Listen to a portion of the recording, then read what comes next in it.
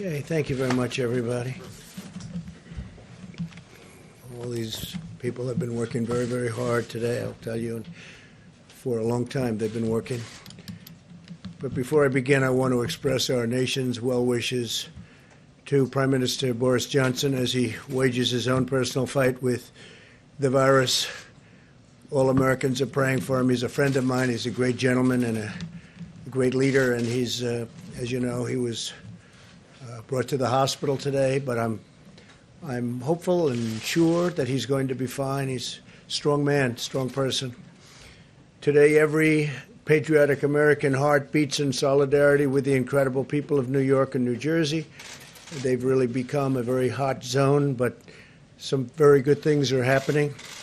In New York, the first time where the deaths were less from the previous day. That's the first drop so far, so maybe that's a good sign. It could be. And the hospital levels are starting to perhaps decrease. It's been very short, but perhaps decrease. So we wish Governor Cuomo and all of the people in New York great, and New Jersey, your governor's doing a great job. He's doing a great job in New Jersey. They got hit very hard. I just want to say that the full power of the American government and American enterprise, it really is. This is an all-out military operation that we've waged, and especially over the last number of weeks. 50 states and territories have now been approved for major disaster declarations, which is very unusual.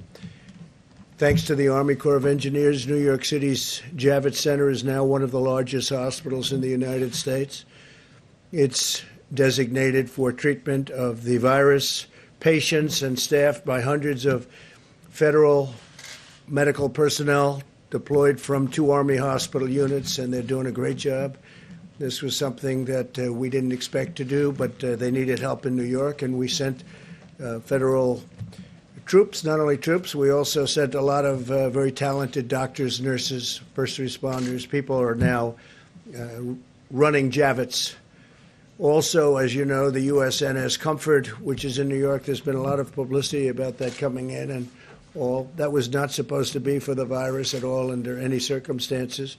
But it looks like more and more we're going to be using it for that. So we'll see.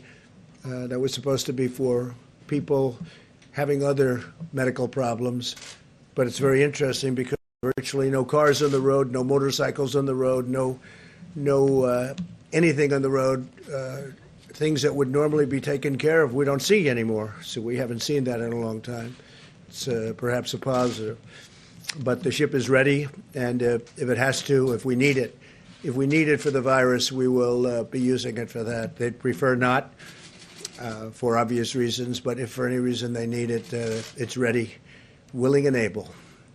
We have the best doctors, the best military leaders, and the best logistics professionals anywhere in the world, and we're orchestrating a massive federal response, unlike anything our country has ever seen or done. We've never done anything like this.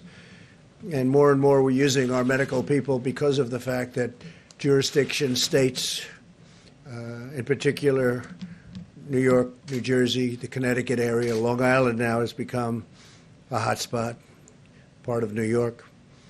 We're sending a lot of things, a lot of supplies, and now we're sending personnel where it's needed, military personnel. As of Tuesday, we'll have deployed over 3,000 military and public health professionals to New York, New Jersey, Connecticut, and other parts of our country. 3,000, and that number's going up. And we hope we're seeing a leveling off in the hottest spots of them all. So we'll see. You'll be seeing that over the next few days. Let's see what happens. But we're prepared. In the last 7 days, FEMA has airlifted critical supplies and protective equipment from every corner of Earth.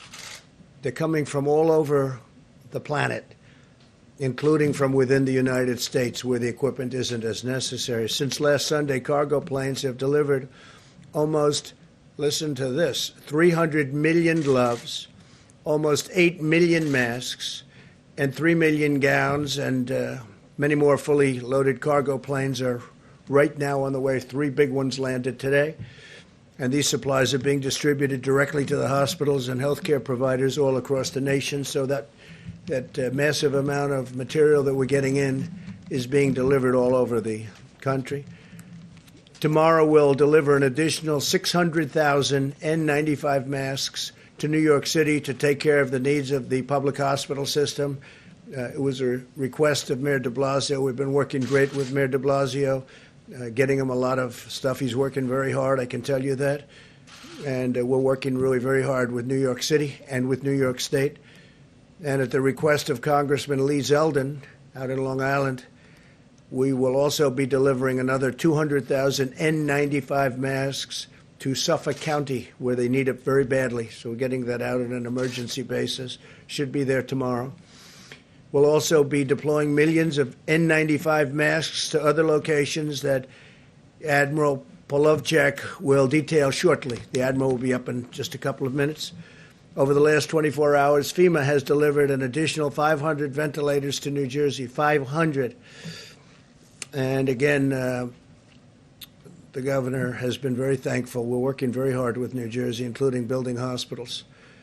We've also sent an additional 200 ventilators to Louisiana, definite hotspot, 300 to Michigan, working very well, I think, with the governor.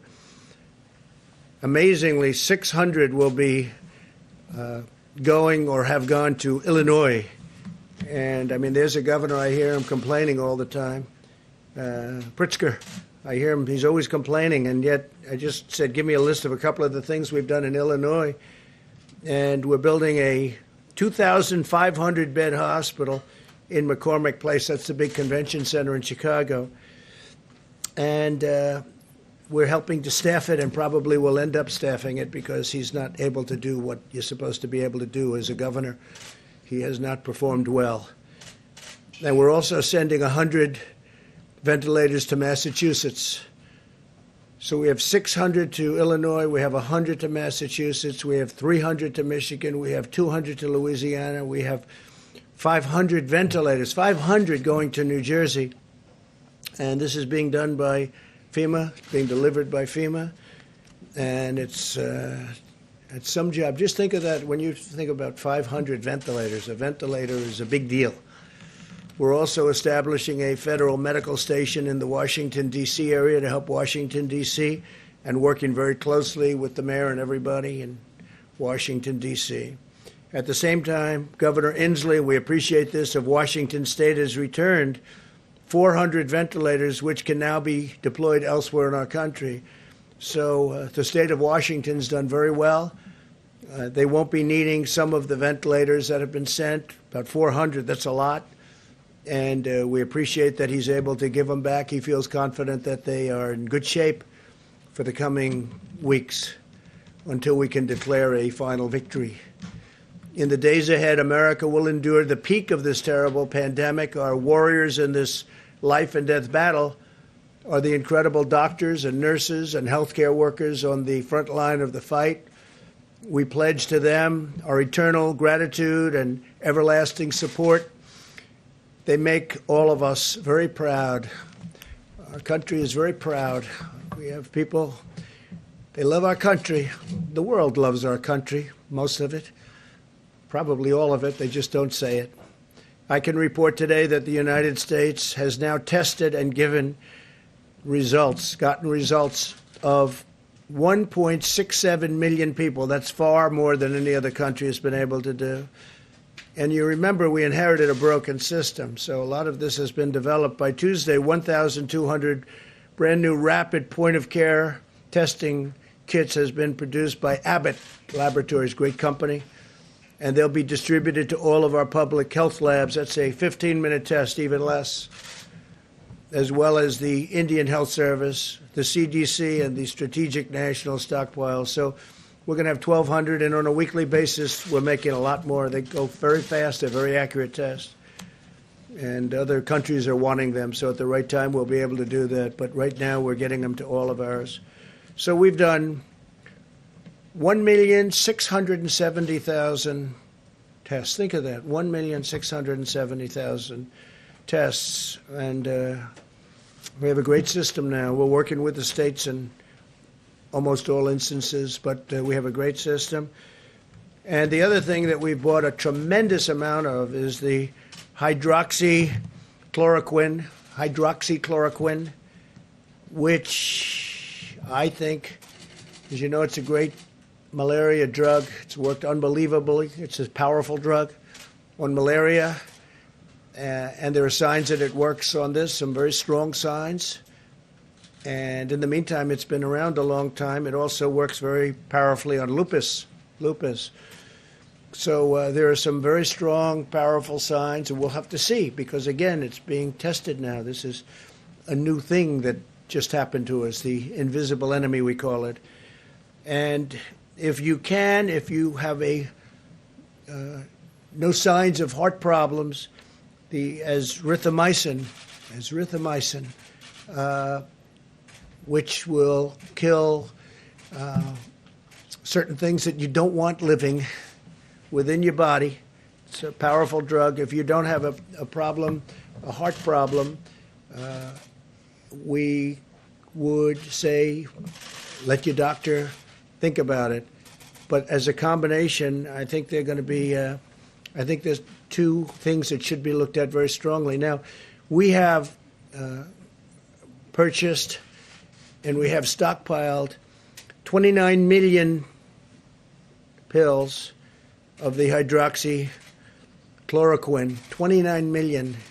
A lot of drugstores have them by prescription, and they're not expensive. We're sending them to various labs, our military, we're sending them to the hospitals, we're sending them all over.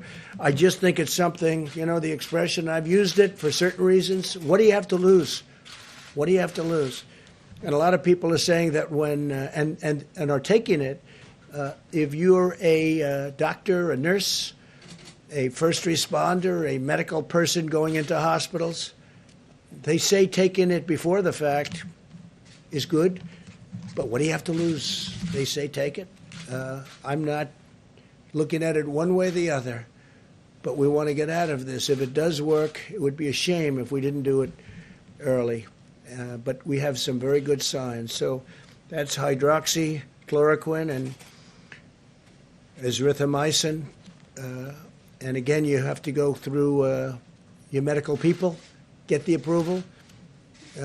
But I've seen things that I sort of like. So what do I know? I'm not a doctor.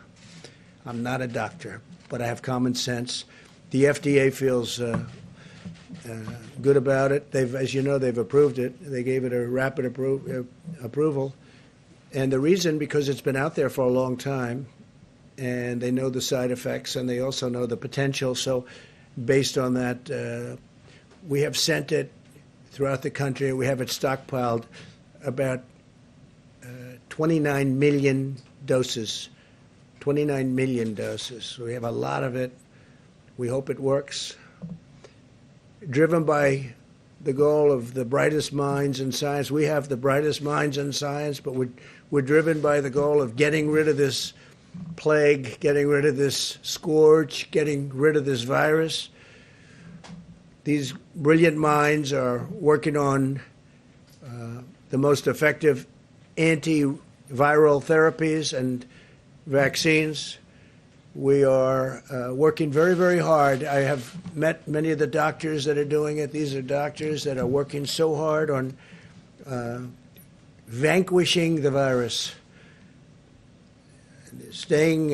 We strongly recommend staying at home, practicing vigorous hygiene and maintaining social distance so you're just not going to catch it. It's the most effective weapon in this war. And I will tell you, we are committing to you, we're committing to the people of our country like few administrations, few people, few professionals have ever committed before. They are working so hard. I see them before my eyes, exhausted.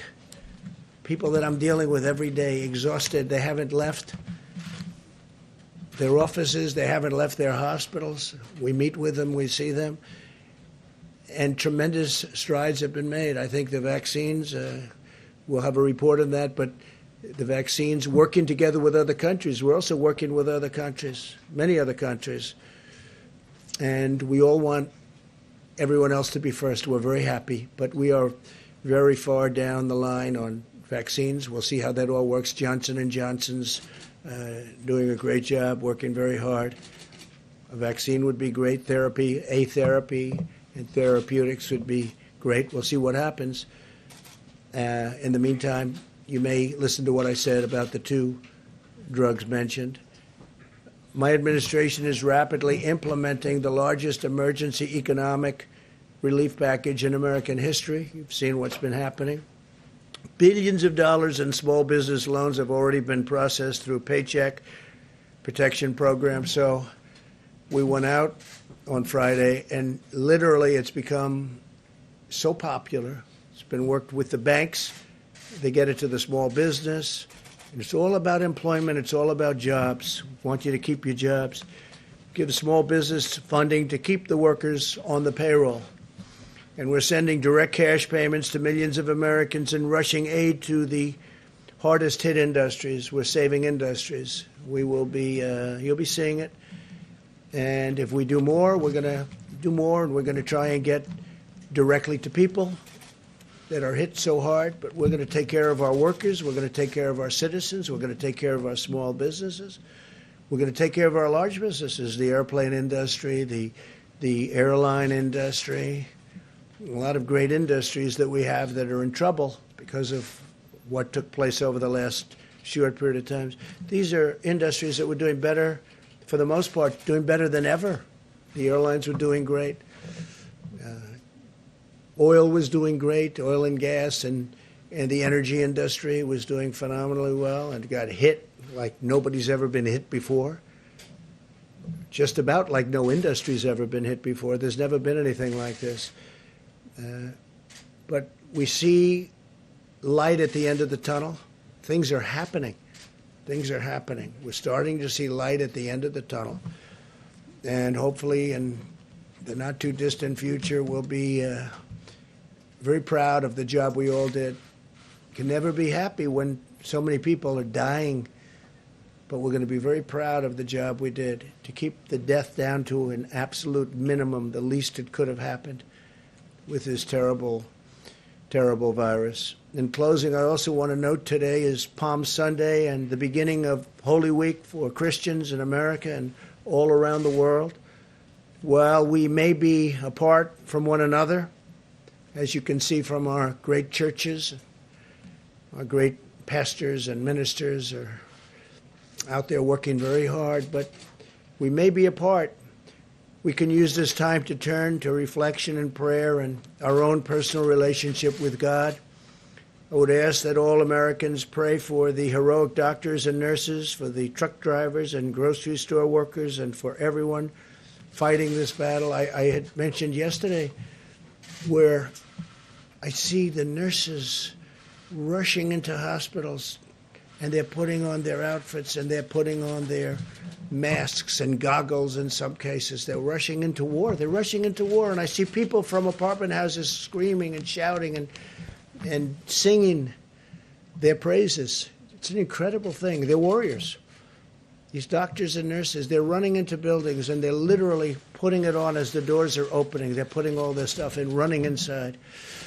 And they're running inside to tremendous danger. Tremendous danger. But most of all, I'd like to ask for your prayers for the families who have lost loved ones. Ask God to comfort them in their hour of grief. It's a great hour of grief for our nation, for the world.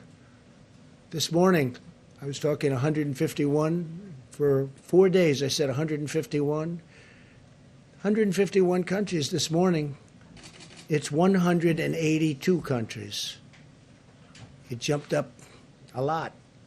So as of this morning, it's 182 countries are under attack from this monster. With the faith of our families and the spirit of our people and the grace of our God, we will endure, we will overcome, we will prevail. We have learned so much. We will be stronger than ever. And I just want to thank everybody. I want to thank the incredible professionals on the task force also. We had a big meeting today. We were calls all day long to so many different people. And I think our package to get everyone working when we're ready is really turning out to be successful. We may have to make it larger because it's been really successful. But all of that comes back to this country. We want to get them back. We want to get our people back to work. Everybody wants to be back. We want to open up our country as soon as possible. So with that, I'm going to ask Dr. Birx to say a few words. And she's got some charts to show you. And thank you very much. Thank you. Thank you, Mr. President. As you can see from the hopeful signs in Italy and Spain, where we see finally new cases and deaths declining, it's giving us hope of what our future could be. We wanted to give you an update on where all of the states were. We're looking at this as states normalized per 100,000 citizens. It looks very similar to last week. We wanted to update you. We've been covering throughout the week the states that were moving on this map. You can see very clearly where New York is as a state, although this is very much still centered in the New York metro area. New Jersey is the orange line. The green line is Louisiana. That's followed by Massachusetts, and then Connecticut and Michigan are together in those lines towards the bottom. And then, of course, Washington, D.C. is now visible on this map, which was not visible before. And the yellow line towards the bottom is Washington State. Next slide, please.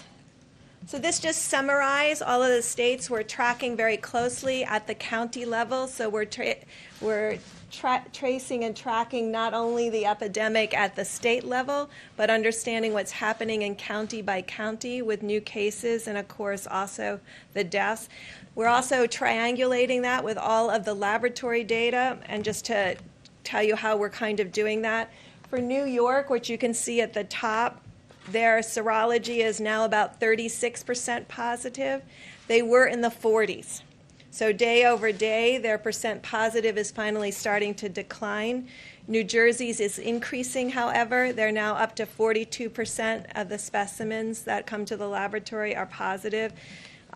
Louisiana, 25%, Massachusetts, 20%, Connecticut and Michigan, 20%, District of Columbia, 15%, Washington, 8%, and then Illinois, Colorado are at about 16%. Pennsylvania, which is also new to the graphic, is at about 12%. Next slide, please. So if we could go back one, I'm sorry, if we could go back one slide, one more. All of the states here, those are 38 of the states. 38 of our states have less than 50 cases per 100,000. They are testing. Their laboratory results are consistent with that. Their seropositivity rate for their laboratories are less than 5%. So this is how we're tracking and triangulating both case reporting, mortality or fatalities, and also triangulating that with the laboratory. The New York metro area, New Jersey, Louisiana, and a series, and Washington State have all tested at a rate greater than Italy and Spain. I know many of you were tracking that. Remember, many of us, we pushed out a lot of those assays at the beginning over the last 2 to 3 weeks, and I want to just thank Admiral Giroir and HHS, who's been working very closely to make sure that the states that were having an outbreak had access to all of their assays. Next slide, please. And then next one. So just to give you an idea of how we're looking at this, we look at cases every day. I want to just thank my data team. They spend all evening compiling data. I get it about 2 o'clock in the morning. And it looks at all of these metro areas by their granular counties, so we can see the counties that have new cases. That also helps us identify the hospitals and understand what hospitals will need ventilators or PPE.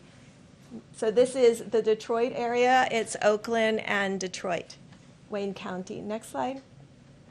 We also track mortality. It gives us insight into how many clients are in the ICU and need care.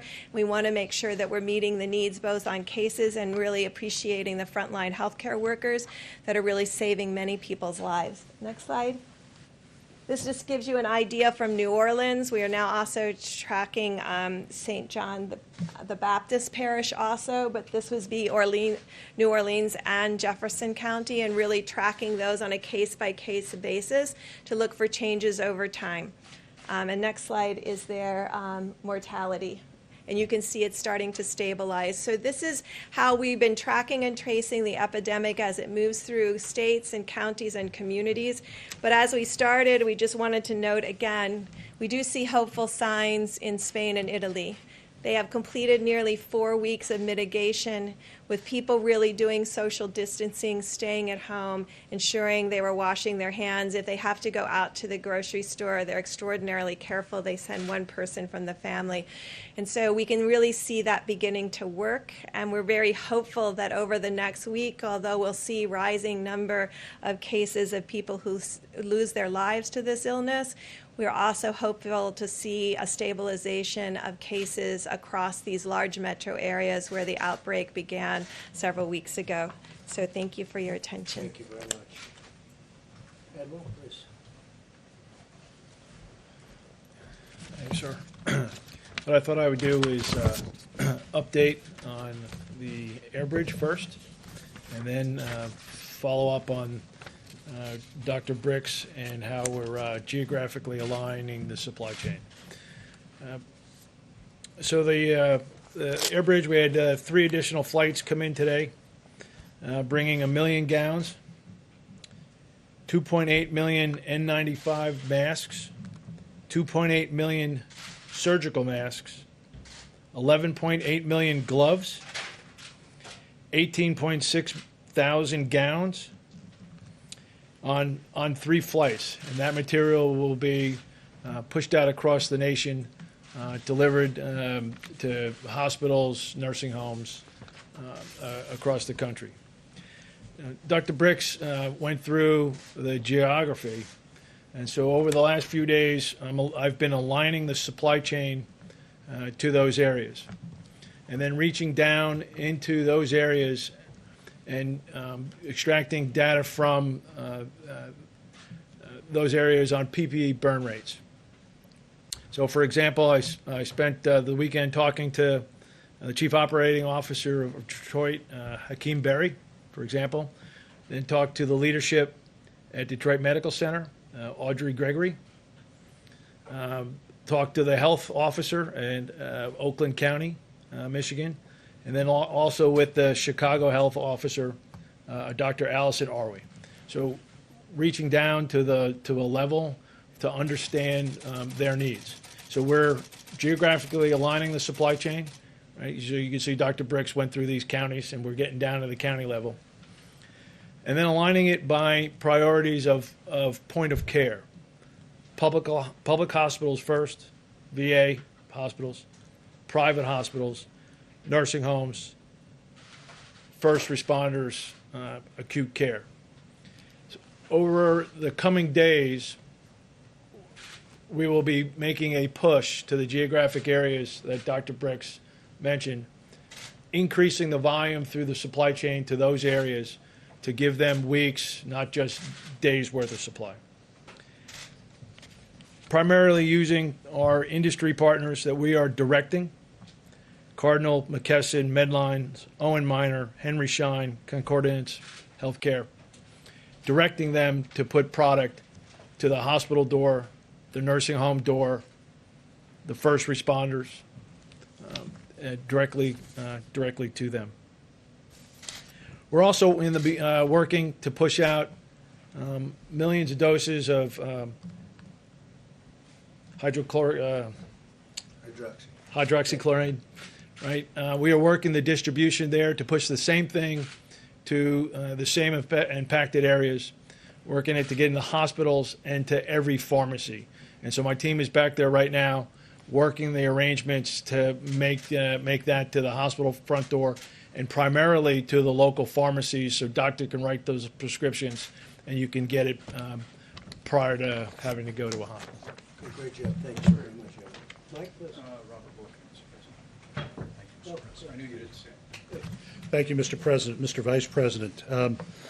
My last appearance here, I mentioned that the President had given the Department of Veterans Affairs very specific instructions to be as aggressive as possible in response to the virus crisis, and not only to protect veterans, but also to help the American people. As many of you know, we have three primary missions at VA. One is to support veterans' health, the other is to provide veterans with benefits, and the third is memorial services. But we have a fourth mission, and that is to support the nation in times of national emergency, both in war and in peace. We provide a bridge from the federal government to the states and localities during these emergencies. As a result of that, I have ordered our veterans' hospitals to begin preparing more than 1,500 beds to make them available both at the ICU and the acute care level to the states and localities across the country. As a result of that, we have opened up approximately 100 beds in the metropolitan New York area, in Brooklyn and in Manhattan, and East Orange, New Jersey. We will be informing the governor of Louisiana, John Bel Edwards, tomorrow that we will give him access to our VA Medical Center in Shreveport, Louisiana, to come to the aid of the people of the Pelican State. I've also given instructions to initiate the fourth mission in Michigan. We will be providing the people of Michigan access to hospital beds in both Ann Arbor and in Detroit.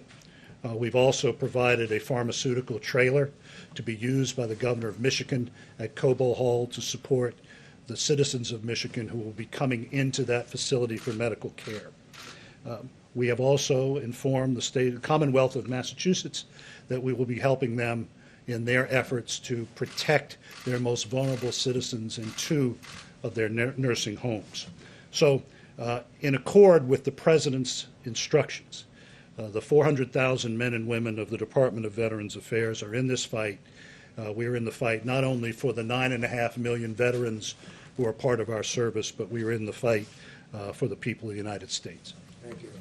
Thank you. Thank you. Thank you, Mr. President. And you all have just heard from several members of the President's White House Coronavirus Task Force, and we are truly blessed to have the kind of leadership that we have.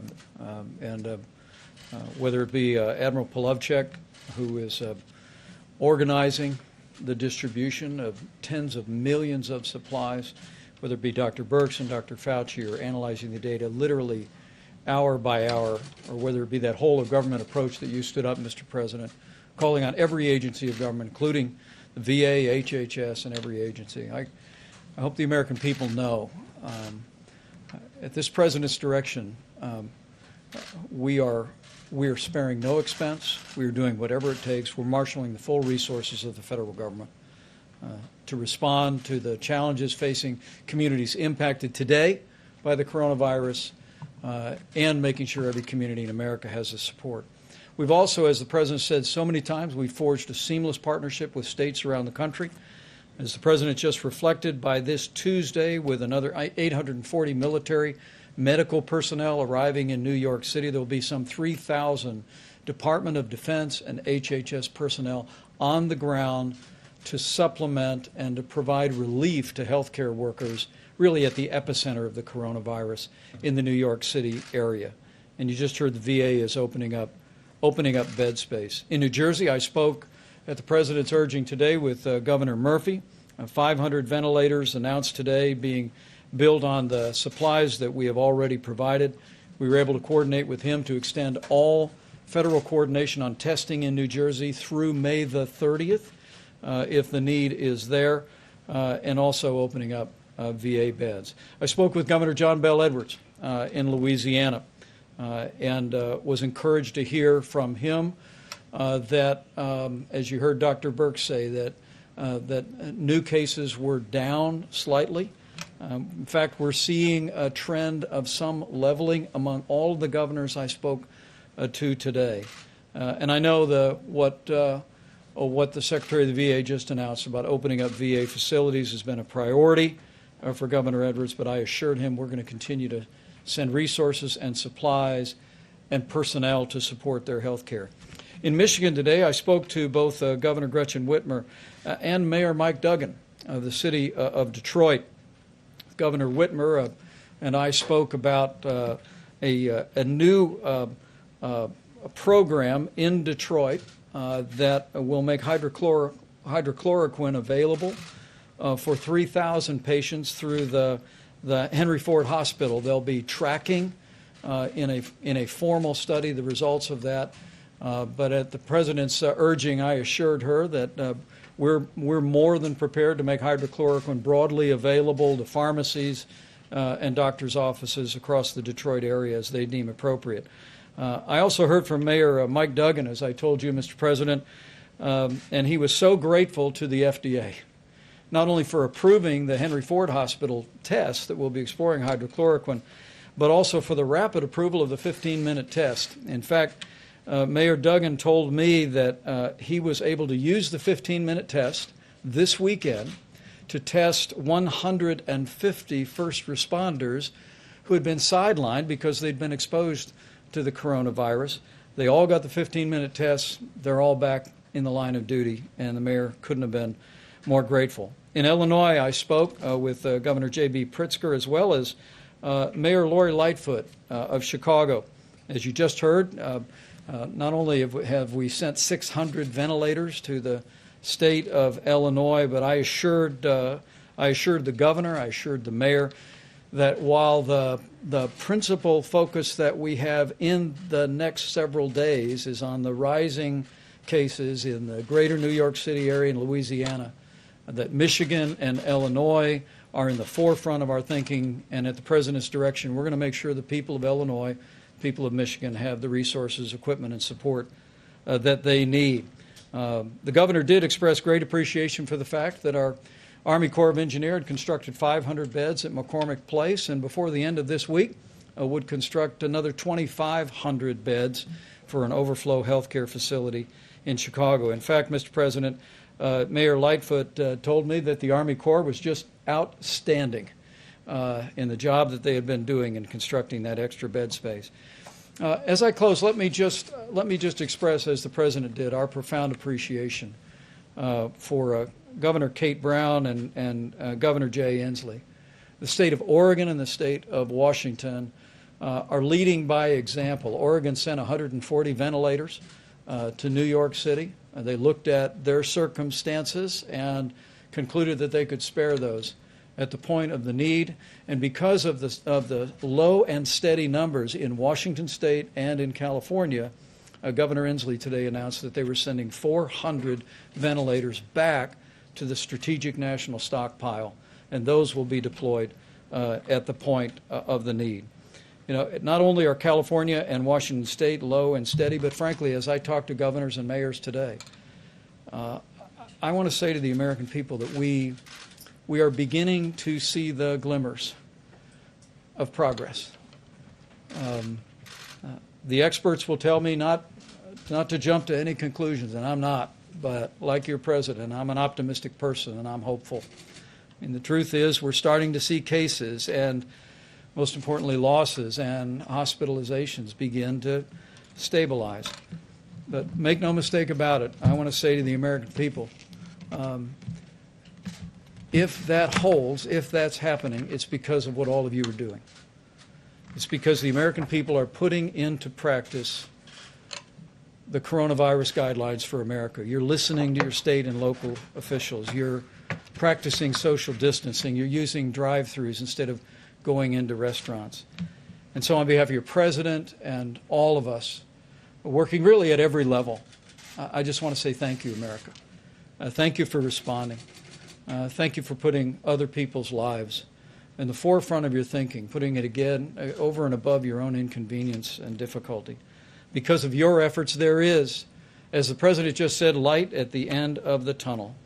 And I'm absolutely convinced with the continued cooperation, patience, persistence, and prayers of the American people, we'll get through this, and we'll get through this a lot sooner than we first thought it would take. Thank you. Mike, very much. Thank you. Mr. President. Go ahead. Yeah, Mr. President, if we could start with the Admiral, if that's right for you, sir. I want to ask you about the air gap flights, sir. There were the two flights that came through, the three flights, where did they come from, sir? They came from Asia. Asia, okay. And then you were mentioning all these supplies being dropped off, the masks, the gowns, the hydrochloroquine. How are you guys making sure that there's not a run on these products? You know, you drop them off at Hospital A, and then people just don't rush and go grab every mask, gown. And then a question for you, sir, after that. And so it's going to the loading dock, and there's an invoice. And so those people that are responsible for that loading dock and that invoice, they're going to make sure that there's not going to be a You're run not on worried the about back. a run on any of these. Okay. Thank you, sir. I appreciate that. Mr. President, first, did you have a We chance? do get orders for a lot more than sometimes we think an area needs. Generally speaking, we like to either negotiate that down or give it to them as they want. So we've had a lot of orders that we think are high, but we generally like, if we have, for instance, with the medicines and with other things, we like to give it to them. Every day we're building up and building it up very rapidly and deploying it. But we do get orders from some of the states where we don't think they need it. We try and get it for them what they want anyway. Okay, go ahead. And then, you mentioned the Prime Minister off the top. Have you had a chance Yes. to speak to him today, sir? I didn't speak to him, no. I did get a call from the ambassador. And, hey, it's a big move going to the hospital. That's a big thing. He's a great gentleman, so I just hope he's okay. And then also, you mentioned the nurses, the doctors, the people that you Yes. see celebrating. Sorry, the people that are gearing up and getting ready, the people that are applauding and celebrating him. Has there been any talk on any level whatsoever of some sort of either compensation fund or protection for nurses, doctors? Because there's been a lot of fear. There's been some people that said, I can't risk my family's livelihood. I can't go back to the ER. Has there been any Well, discussion? we're talking about it, and we're talking about doing something for them, but we're really looking at the conclusion. We don't want to focus on that now. They're incredible. They're not saying we're not doing it. They go in with good equipment, with great equipment, and with stuff that's not so good. And sometimes they catch it wearing the best stuff you can buy, brand new, the best stuff. This is a very tough enemy. But these are amazing people. No, we are talking about something, but we're really thinking about, let's get it finished first before we do that, please. The Surgeon General this morning was talking about the coming week being among the hardest and saddest weeks of our lives. He was talking about this being our Pearl Harbor, our 9/11 moment. You all are talking about glimmers of hope and stabilization. How are the American people supposed to bridge those different descriptions that they're getting from this administration? I don't think they're so different. I think we all know that we have to reach a certain point, and that point is going to be a horrific point in terms of death, but it's also a point at which things are going to start changing. We're getting very close to that level right now, and the next week and a half, 2 weeks are going to be, I think they're going to be very difficult. At the same time, we understand what they represent and what that time represents, and hopefully we can get this over with, because this is a very horrible thing for the world. And look, we're one country out of 182 now that have 182 countries. I have a friend of mine said he didn't know we had so many countries in the world. 182 countries are now affected by this, so we want to get it over with. Okay, please. And with those numbers, sir, could I just ask one follow-up Yes. on those numbers that you were talking about earlier? How does that change the projections that you were making earlier this week of 100 to 1,000 Well, to 240? we hope we can stay under those numbers. Those are numbers of death, and we hope we can stay under those numbers. That would be terrific, and as far under those numbers as possible. Now, if we did nothing, you know that number too. But the American people really stepped up. So did the professionals. They just really stepped up. So we're hoping to stay under those numbers. And that means the minimum and the maximum, but we're hoping to stay under the minimum number. You know what that number was. Right, but do the numbers that you were talking about today, have they changed those projections? I would say the answer is yes, but I would also say that we're not going to know really in terms of a final toll until we get out to the end. And we're possibly not so far away. We're getting closer. But it's our goal to stay as far under that minimum number, the minimum number as possible. Okay? That's what we want to do. Go ahead. Mr. President, as President of the United States, your words carry enormous weight in this country and around the world. And while you acknowledge you're not a physician, you do promote these medicines extensively here. How do you not go so far as to be giving medical advice And you said yesterday you might take some of these medicines even though you don't have symptoms. Are you still planning to do that? And how do you calibrate being enthusiastic and not playing doctor? Because I want people to live, and I'm seeing people dying. And I've seen people that are going to die without it. And you know the expression, when that's happening, they should do it. What really do we have to lose?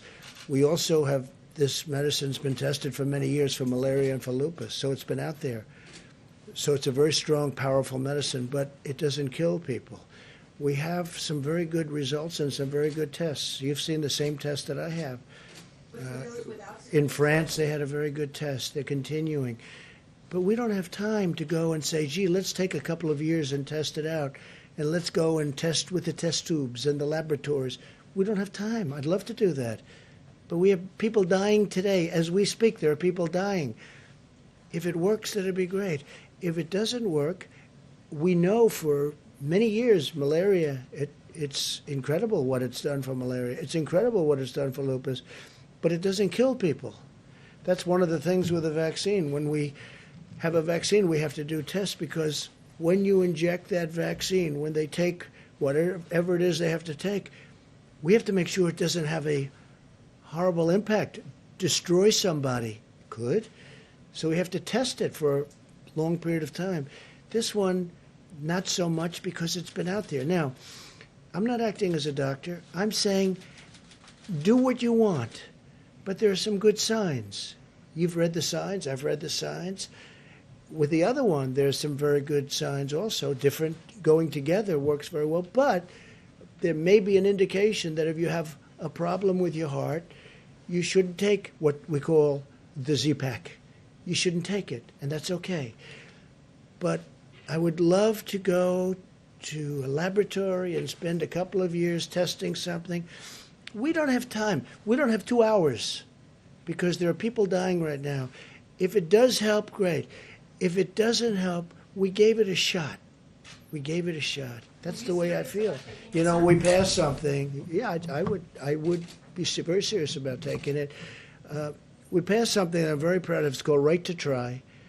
For 45, 50 years they've been trying. It makes so much sense. We have the greatest doctors and labs and lab technicians, greatest medicines, the greatest minds in the world. Everybody admits it. And when we're close to having something, or when we have something that tests incredibly well, you couldn't use it for years, because they would take years and years to test. So with the help of also Democrats, I got it bipartisan, but they've been trying to get this passed for decades. You know that. It's called Right to Try. So a person would be diagnosed terminally ill from something. And in the old days, meaning before a year ago, they would say, do you think I could try this pill, this whatever, this medicine that's testing so well? No, you can't do that. You can't do that under no circumstances. They'd leave for Asia. They'd leave for Europe. They'd leave for, if they had money. If they had no money, they'd go home and die with no hope. We got a thing called Right to Try. If somebody's very ill, terminally ill, they're going to die. And it was very complex. It wasn't as easy as it sounds, because there were huge liability problems. The drug companies didn't want to do it because they didn't want it on test results, because these are very sick people, so they didn't want to bring down their test results. The insurance companies had tremendous problems. I got everybody in the room. I said, look, we'll sign a waiver. The person taking it will say, we're not going to sue. The family's not going to sue the drug company, not going to sue the insurance company, not going to sue the state, the city, or the federal government. Okay? It's called exculpation. And we got it done. It's a very simple agreement. I don't know why nobody ever thought of it, but they never thought of it. I did. And we got it done. Now we have Right to Try, which is actually, in my opinion, much more difficult than what we're talking about here. But if there's a medicine or something, a possible cure or something that's looking good, and somebody has something they're going to die or they're very sick, they take it. And you know, we've had some unbelievable results Unbelievable results. And it also gives the people hope. Yes, please. Mr. President, but the doctors who are treating coronavirus patients, they have the medical expertise to determine whether or not they should prescribe hydroxychloroquine. And many of them And do. there are already clinical trials in place Sure. looking at hydroxychloroquine. Sure. So They should be why finished in not- about a year. Why not just let the science speak for itself? Why are you promoting this drug? I'm not. I'm just You saying, come very out here- simply, I'm not at all. I'm not. Look, you know what I'm trying to do? I'm Well, trying you to save come out here lives. every day, right, sir, talking about the benefits of I want them to hydroxychloroquine. try it, and it may work and it may not work. But if it doesn't work, it's nothing lost by doing it, nothing. Because we know long term what I want to save lives. And I don't want it to be in a lab for the next year and a half as people are dying all over the It's already place. out there. Doctors are already able to prescribe it off That's label, right. All I'm doing So what is do you saying, accomplish? Well, I'll tell you what I accomplished. We bought massive amounts of it, 29 million doses of it. We have it coming from all of the labs. We're actually now doing it here because in case it does work, we want to have it.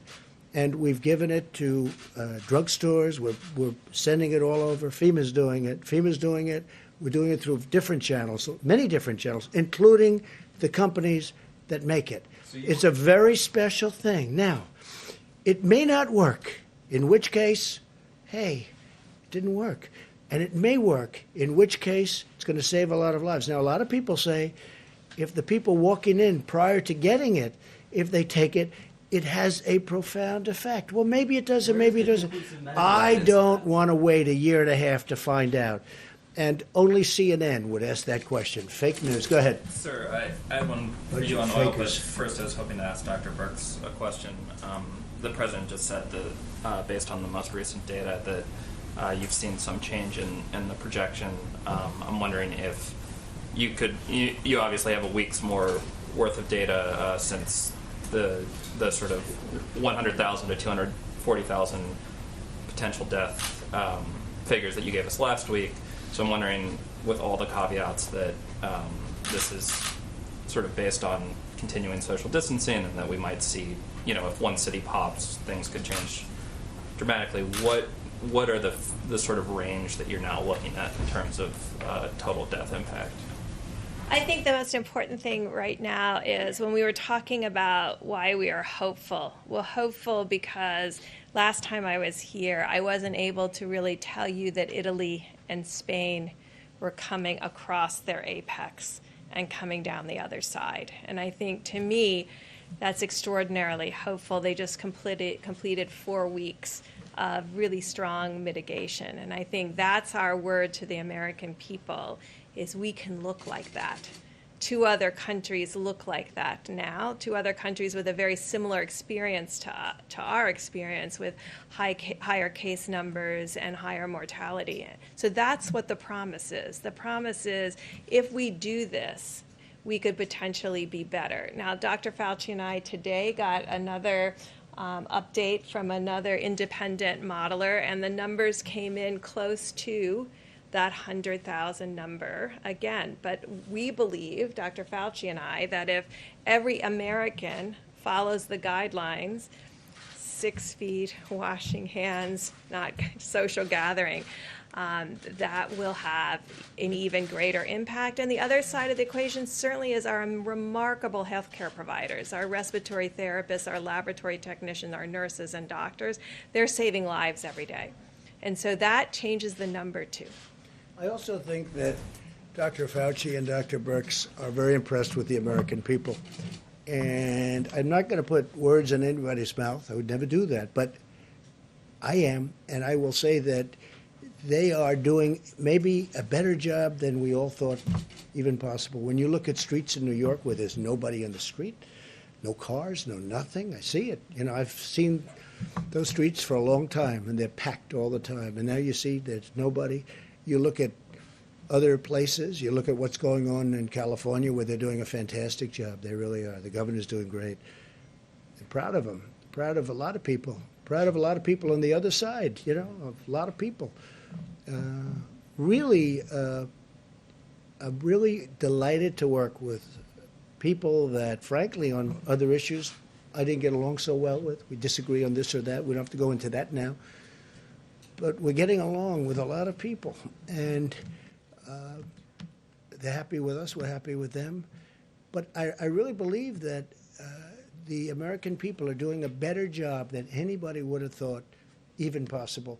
And that's one of the reasons we can even be talking about the kind of number that we hopefully will be talking about, which is at the minimum level instead of the maximum or beyond. It's not even the maximum. It's much beyond the maximum level, which would be horrific. Yeah, please. Go ahead. Mr. President, Please. Secretary Esper mentioned the Department of Defense might be moving in the direction of using face coverings. Former Vice President Biden had mentioned that he was going to be using a mask whenever he goes out now. Are we getting to a point where we might see members of the coronavirus task force also wear face coverings? Well, it was voluntary as I saw it yesterday. And certainly if they'd want to, I would encourage it. I would have absolutely no problem with that if they wanted. We had a long meeting today. There's good separation. But the task force meets, and I would certainly have absolutely no problem if they wanted to. I think, frankly, it's something, at least for a period of time, where it might be advisable. And, you know, it's advisory, and we'll see what happens. Yes, please. Thank you, Mr. President. On Project Airbridge, we've seen reports that Chinese shipments of testing kits and PPE have turned out to be faulty to some capacity. We obviously don't have oversight. Not here. No, not here. No, but to Spain in particular. Well, you've seen in Spain, and you've seen it different. They're not sending faulty things to us. So we're not concerned that any of the No, PPE we test we're it, we importing look is at it, effective. we check it out. Please. So, one of the things we're doing to prevent that is using those 6 companies that are the ones in the major supply chain. We are actually going to facilities, looking at product, inspecting it, and clearing it before it comes here. So we've heard those things. That's why we're doing that. Okay, thank you. A follow-up for the doctors, if And we're possible. also sending it to from other locations. Right. And when it comes to the ventilators, which are very complex, we have now under construction literally thousands of ventilators. But so far, I think our projections on ventilators have been right. They've been correct. Did you have something for who? Well, for yourself and for Dr. Birx and Dr. Fauci, if they want to take a crack at it. Some of the models that you guys are using, the IHME model in particular, has been very accurate when it comes to projecting deaths over the last couple of days. But there's a couple of other metrics that they seem to be pretty far off on, specifically hospital beds. Are you guys, happy with the models you're currently using? Is there any need to adjust those? Well, it's turning out that we need less hospital beds. Right. That's what you're talking But about. And that's what we may have models, but we've been sort of saying that.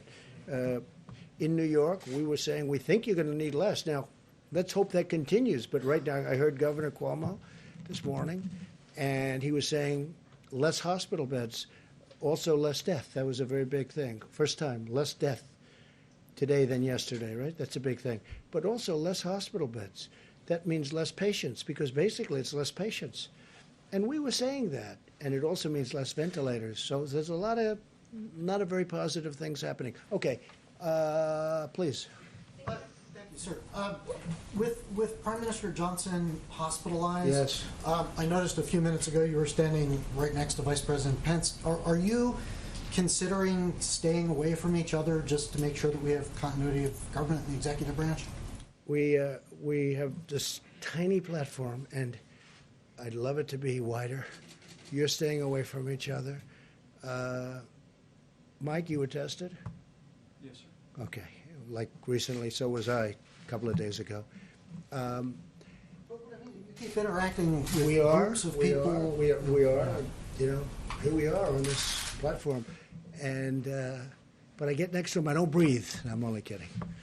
We are sometimes forced into positions that I'd rather be away, but it's you're all looking for questions. Mike's a very big part of this. I am. It's very difficult maintaining like this distance on this little area. I just wanted to ask really quickly, under what circumstances you would consider leveling tariffs on imports of oil to the United States? Well, if the oil price stays the way it is because of people that really want to see it go up. When I say we want to save a great industry. We built a great industry in this country. If they don't get along, I would do that. Yeah, I would do tariffs, very substantial tariffs. because we're independent now. We have our own oil. And if I did the tariffs, we essentially would be saying we don't want foreign oil. We don't want any foreign oil. We're just going to use our oil. And that would help to save an industry. And, you know, it's become a tremendous job producer. And it's great to be independent. We're independent. Our energy is now independent. We produce more oil and gas than anybody else, than any other country. And that all took place over the very recent time. Now, in the meantime, I'm seeing $91 cents a gallon out on the road. Okay, a lot of people are happy. I see very inexpensive jet fuel. We're trying to save the airline industry, but I want to save our great energy industry, and that's what we're doing. Yeah, so I would absolutely do that. And what we'll do, the price will still be very low, but what we'll do is we'll save, and very importantly, we'll save tens of thousands of jobs. One of the other things we're doing is having oil shipped to our strategic oil reserves, okay? And, you know, we're buying it for the right price, and we're shipping it. In some cases, we're storing it for nothing. They're there. We're filling up our reserves with this very inexpensive oil. Nobody thought they'd ever see a price. This is like from the 1950s, where they had big dollars, okay? So, no, I would use tariffs if I had to. I don't think I'm going to have to, because Russia doesn't benefit by having this, and Saudi Arabia doesn't benefit by having.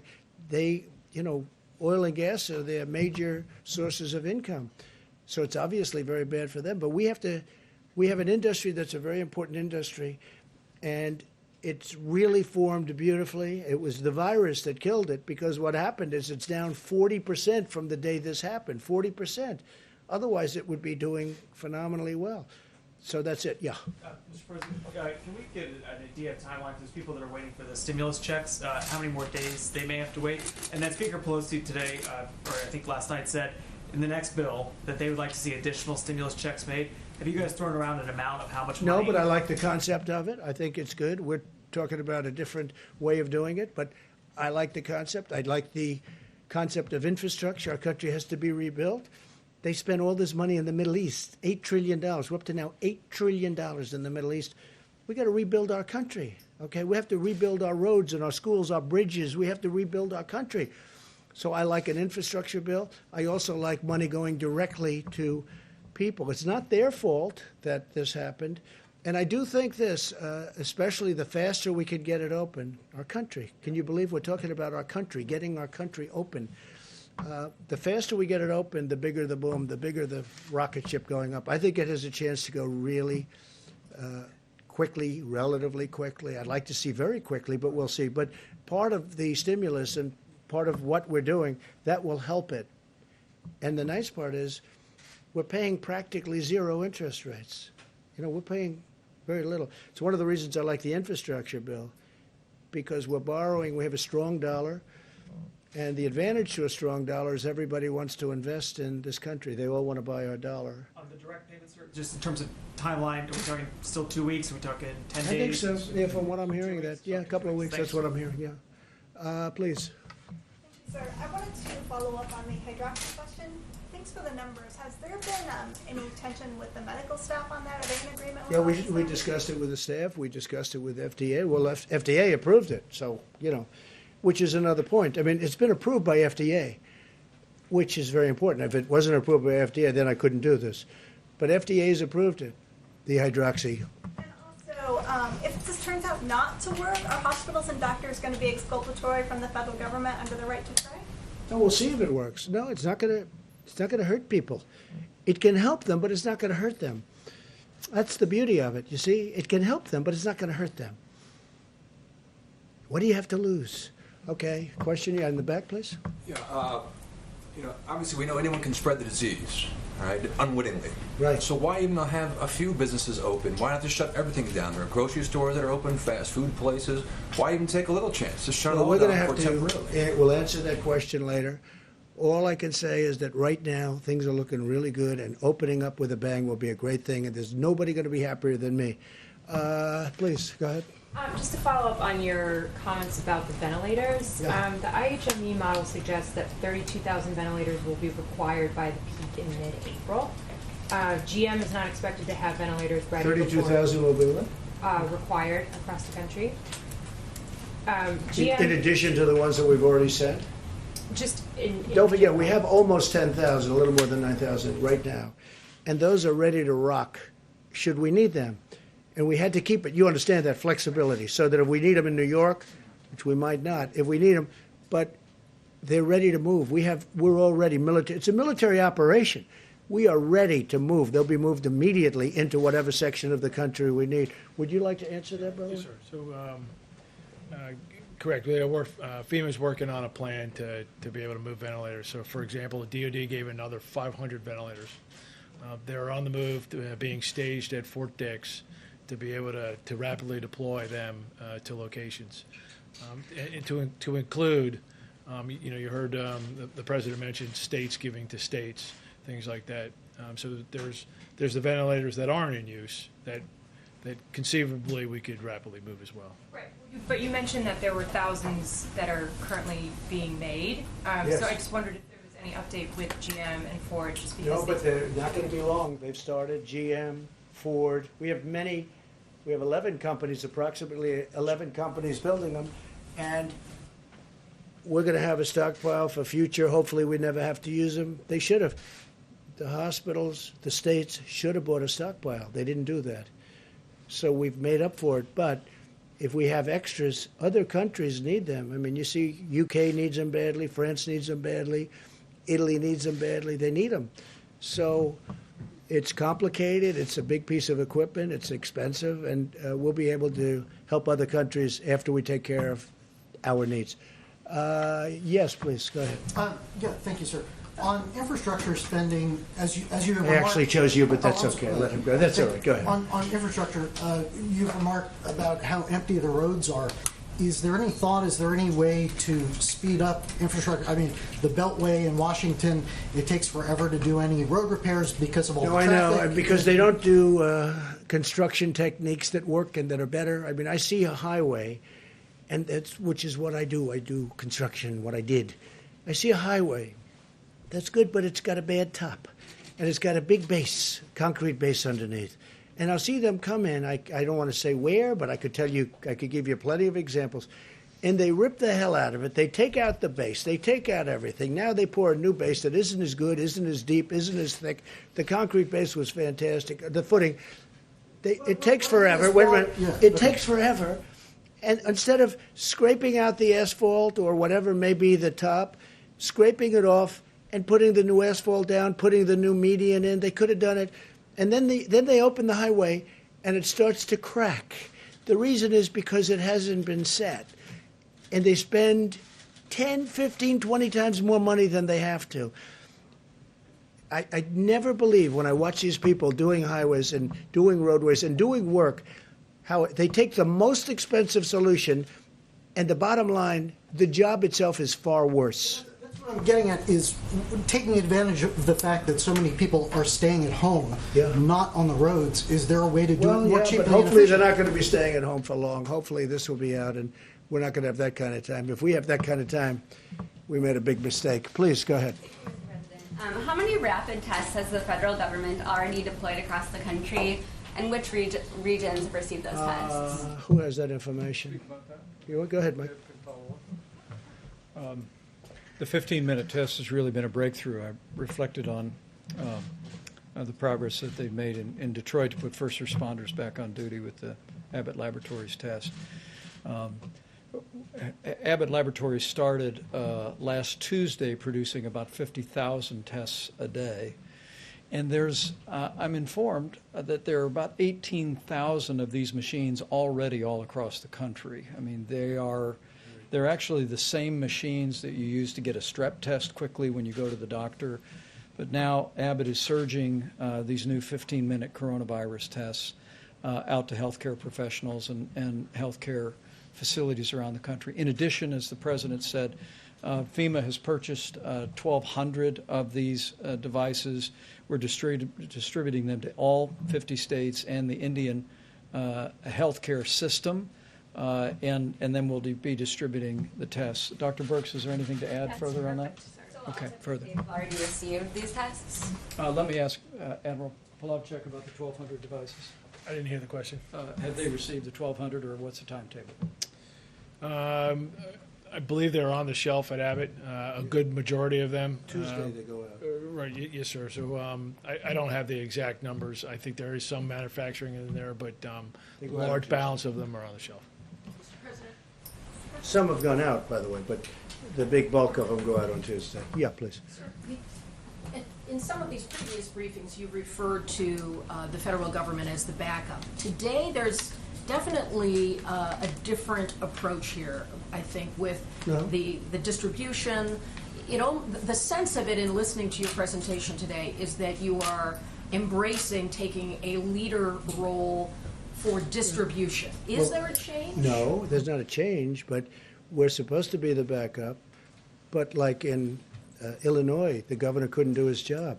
So we had to help him. We're sending 600 ventilators. We're building a hospital in McCormick Place. We're doing. So we have some people that we're not able to do. We have other people that needed a little help. We had in New York, we had to give a lot of help, but we've worked very well with Governor Cuomo and with Mayor de Blasio. But no, we are meant to be the backup, but we've taken on a much bigger role than that, and that's okay. I have no objection to it. Now, in some cases, it's worked so well where they're actually now seeing they think they're over the big problem, and they're actually calling us and they're saying, you can take your equipment back now. But we're really deployed as a backup, but I feel we're much more than that. They've done a much better job. I will say this. I don't think that the people that have represented this country, the federal government, whether it's the admiral and the generals and all of the people that we call to the fore, they're heroes for what they've done. What they've been able to do in a short period of time, they took a system that was broken, just like we did the military. Our military was broken. Our military was depleted. It was broken, and we've rebuilt our military. We've rebuilt this whole system, too. And in a way, Kelly, I appreciate your question because, you know, you're hearing all of the things that the millions of masks, the hundreds of thousands of gowns, and they're surgical, you know, they're protective gowns at the highest level. We're getting it to the various states. And most of the governors are very happy.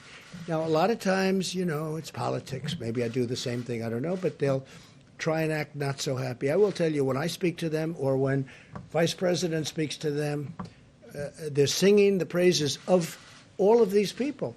So I always take umbrage when somebody says something about what we've done. Now, to do this should have taken, to do what we've been able to do and to build it to a level, should have taken a year, should have taken 2 years. They did it in a matter of weeks, and we're helping states. No, it's them. As an example, New York had the right to buy 16,000 ventilators. They could have bought them. They didn't. I understand why they didn't. It was a very expensive purchase, you know, very expensive, and that's a lot, 16,000. And they chose to do something else with their money. I understand that. The problem is when something like this comes along, which you don't expect. Look, 1917, that's a long time ago. Perhaps 100 million people died. That's a long time ago. So people don't think it's going to happen. I would have, frankly, I mean, did anybody in this room think a thing like this could happen? But it happened. And we built up a force. This is a military operation, as it turned out. It really is, with FEMA, with the Army Corps of Engineers. I mean, Army Corps of Engineers, and you were very gracious on that point. The Army Corps of Engineers building 2,500 units of beds and everything else. Now, and then Governor Cuomo called, and he wanted it to go COVID, meaning for the problem. And we said, well, it wasn't supposed to be that way, but we want to get it done. And we moved military personnel. So now military personnel are operating it. And I'll tell you what's good. It hasn't been very full. That's a good thing, not a bad thing. It hasn't been. Now, maybe over the next week something will happen, but it hasn't been. But we have, because it's better than the other alternative where we run out. But they built actually 2,900 beds.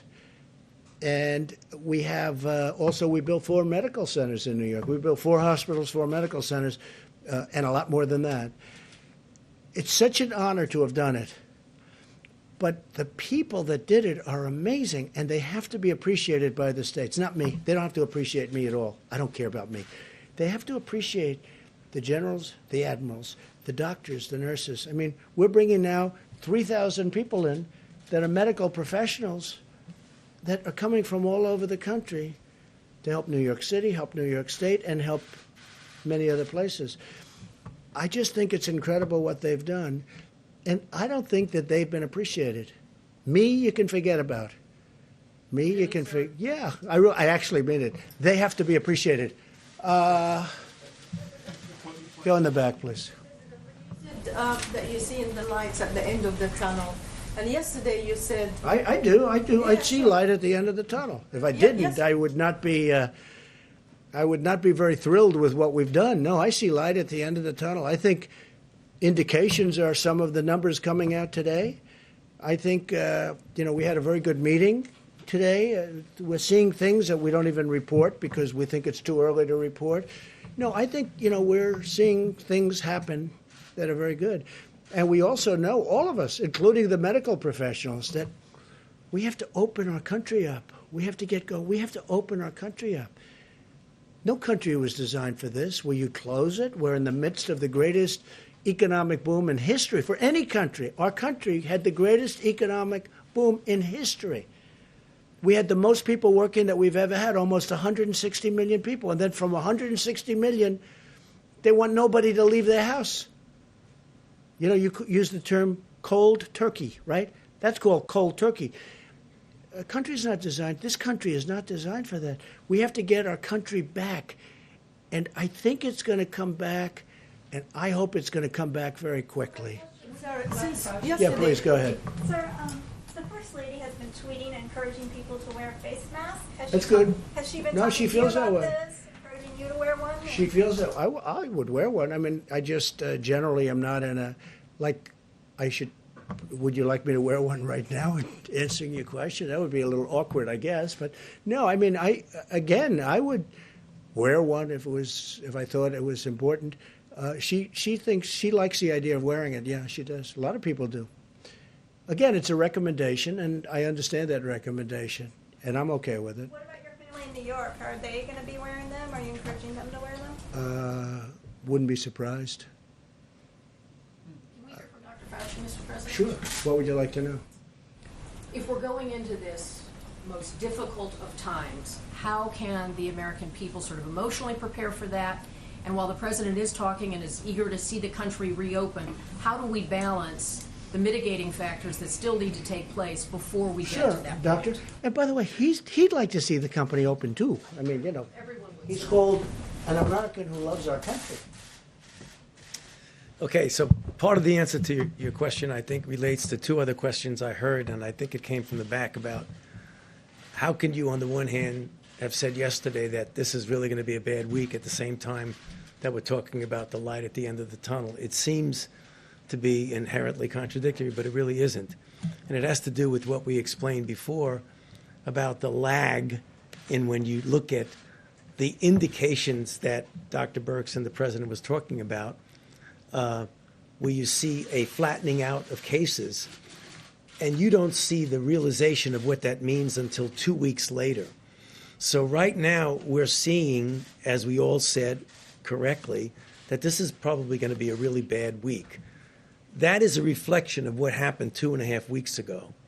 So if we start seeing now a flattening or a stabilization of cases, what you're hearing about potential light at the end of the tunnel doesn't take away from the fact that tomorrow, the next day, it's going to look really bad. So we've got to make sure we realize we're always talking about a 2.5 week lag. So I want to make sure, because I think a couple of people asked that question. It's really not incompatible with what we're saying. Now, with regard to what do we tell the American people, Kelly, what we've been telling them all along, that the only tool but the best tool we have is mitigation. We know it worked in other countries, and we're seeing how it's working here. So if we really want to make sure that we don't have these kinds of rebounds that we're worried about, it's mitigation, mitigation, mitigation. That's the answer. When new cities and new states come on the chart, Yeah. what's the message for people in those places that have not been the focus? It's the same thing. It's mitigation, mitigation, mitigation. In fact, the famous vice president chart is that this is the minimal of what we should be doing. You know, everyone should be doing that. And everything on here, one way or the other, points to physical separation. Whether it's no crowds, whether it's 6 feet, whether it's staying away from theaters and restaurants or what have you. And churches Exactly. Doctor, are you worried at all about people becoming complacent, though? Are you worried? I mean, because a couple of days of this, I think people are about ready to go nuts staying in their house. And I'm just curious, are you worried at all that after 7 days from now, people are going to say, "Look, I gave it my best shot, but I got to get out"? I mean, I wouldn't say I'm worried about it because I don't think it's going to happen. I mean, from what I've seen, and I mentioned it the other day, my own experience, is that people really understand the responsibility that they have for themselves, for their family, and for the country. So this is about all of us. This isn't just about us. Because if everybody does their part, you are going to not have those kind of rebounds that we're worried about. Dr. Fauci, how many additional asymptomatic cases do you think there are currently in the United States? There's 330,000 more confirmed cases. How many asymptomatic, given what we've learned? We don't know, and even among us, good friends that we are, we differ about that. I mean, it's somewhere between 25 and 50%. Yeah, in other words, about the people that are out there, yeah. And trust me, that is a estimate. I don't have any scientific data yet to say that. You know when we'll get the scientific data? When we get those antibody tests out there and we really know what the penetrance is. Then we can answer the questions in a scientifically sound way. Right now, we're just guessing. And we've made great progress with the antibody testing. Fantastic progress. And would you also weigh in on this issue of hydroxychloroquine? What do you think what is the medical evidence? That question? Yeah. Well, Maybe 15 times. You don't have to ask. He's your medical expert, correct? He's answered that question 15 times. Dr. Fauci, why are you not wearing a face mask? What do you mean? Why am I not wearing a face mask now? Okay, there are a couple of reasons. One of them is that in fact, the major reason to wear a face mask is to protect you from infecting you. I had my test yesterday and it's negative. Good. Okay. That's a very good answer. All right, I think that really could be it. That was I love that answer, especially on the face mask. I thought it was very good. Go ahead. Sir, on the equipment issue, records show that federal agencies did not begin. Oh, stop it. Who are you with? By the way, who are you with? Who are you with? The Associated Press. Agencies didn't begin bulk purchases of respirators and Are you ready? masks Are you until ready? mid-March. Let me just answer your question because I know exactly. Same question you ask all the time. Ready? They have done an It's unbelievable the first time I've job asked in this. delivering for the Associated Press, which is, not so great. Not like it used to be. The people that you're looking at, FEMA, the military, what they've done is a miracle. What they've done is a miracle in getting all of this stuff. What they've done for states is incredible. And you should be thanking them for what they've done, not always asking wise guy questions. Thank you very much, everybody. Thank you.